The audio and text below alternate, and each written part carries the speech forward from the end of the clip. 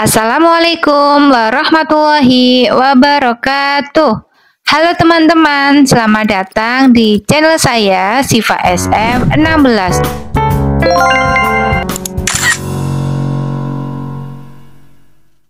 Pada video kali ini kita akan membahas materi penting tentang uang dan lembaga keuangan. Pernah tidak kalian berpikir dari mana sih asalnya uang yang kita pakai setiap hari?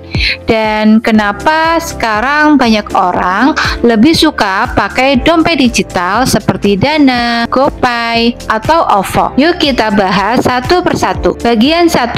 Asal mula terciptanya uang. Sebelum uang diciptakan, manusia melakukan yang namanya barter, yaitu menukar barang dengan barang. Misalnya, seseorang menukar beras dengan ikan, tapi sistem barter ini mempunyai kelemahan yang besar, yaitu sulit menemukan orang yang mau menukar barang sesuai kebutuhan kita. Untuk mempermudah, manusia mulai menggunakan uang barang seperti garam, kulit, atau logam mulia yang dianggap berharga. Namun, uang barang juga tidak praktis karena berat dan sulit dibawa. Akhirnya, muncullah uang logam dan uang kertas yang lebih mudah digunakan. Dan di era modern seperti sekarang, kita mengenal uang digital seperti kartu debit, e-money, dan aplikasi dompet elektronik. Jadi, perkembangan uang ini mengikuti kemajuan teknologi dan kebutuhan manusia dalam bertransaksi. Bagian 2, jenis dan fungsi uang. Sekarang kita akan membahas tentang jenis dan fungsi uang. Jenis-jenis uang dibedakan menjadi 4 macam. Yang pertama, berdasarkan pembuatannya, berdasarkan nilai, dan berdasarkan wilayah berlakunya. Yang terakhir, berdasarkan penerbitnya. Yang pertama, kita akan membahas tentang bahan pembuatannya. Bahan pembuatannya, uang dibedakan menjadi 2, yaitu uang logam dan uang kertas. Kalau uang logam terbuat dari logam seperti tembaga atau nikel, sedangkan uang kertas dibuat dari bahan kertas khusus seperti serat kapas agar tahan lama. Jadi berbeda dengan kertas biasa. Berdasarkan nilainya, uang dibagi menjadi 2, uang bernilai penuh dan uang tanda. Uang bernilai penuh yaitu nilai bahan sama dengan nilai nominalnya, seperti uang emas. Sedangkan uang tanda nilainya lebih tinggi daripada bahan pembuatnya, seperti uang kertas rupiah. Berdasarkan wilayah berlakunya, uang dibagi menjadi 3. Ada uang lokal, uang regional, dan uang internasional. Uang lokal digunakan di daerah tertentu. Uang regional digunakan oleh sekelompok negara dalam suatu kawasan tertentu.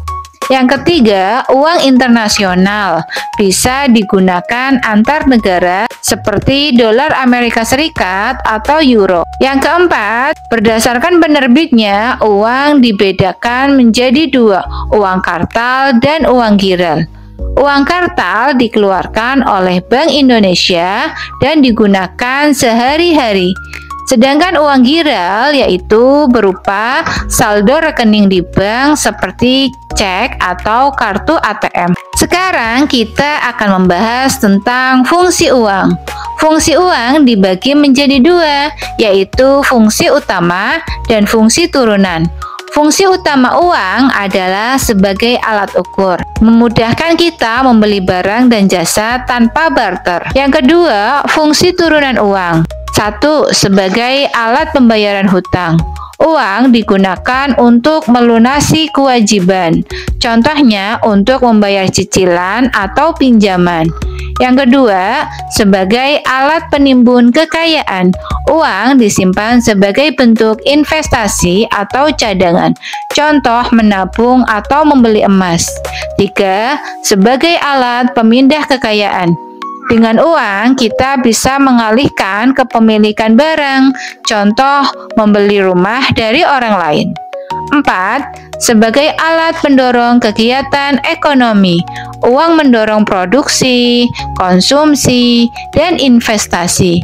Tanpa uang, kegiatan ekonomi sulit berkembang. Bagian 3, lembaga keuangan di masyarakat.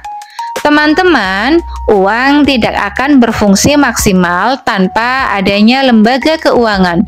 Lembaga keuangan adalah tempat atau organisasi yang mengelola arus uang dalam masyarakat. Berikut ini beberapa jenis lembaga keuangan. 1. Bank.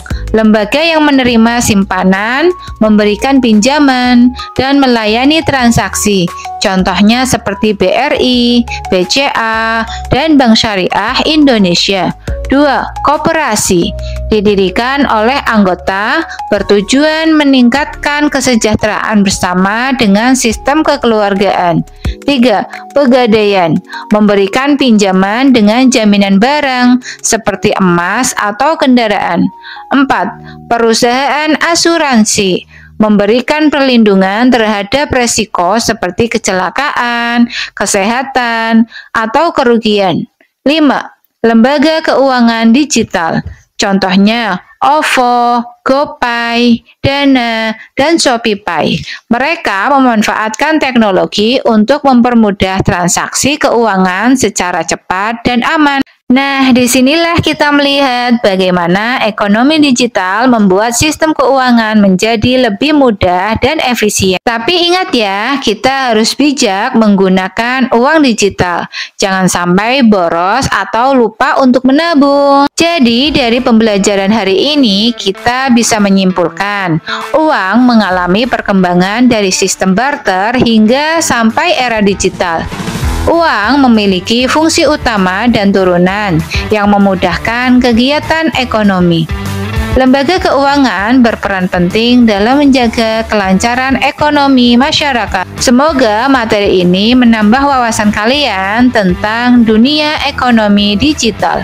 Jangan lupa untuk like, subscribe, dan nyalakan lonceng notifikasinya agar tidak ketinggalan video pembelajaran berikutnya. Terima kasih sudah menonton. Sampai jumpa di video selanjutnya. Wassalamualaikum warahmatullahi wabarakatuh.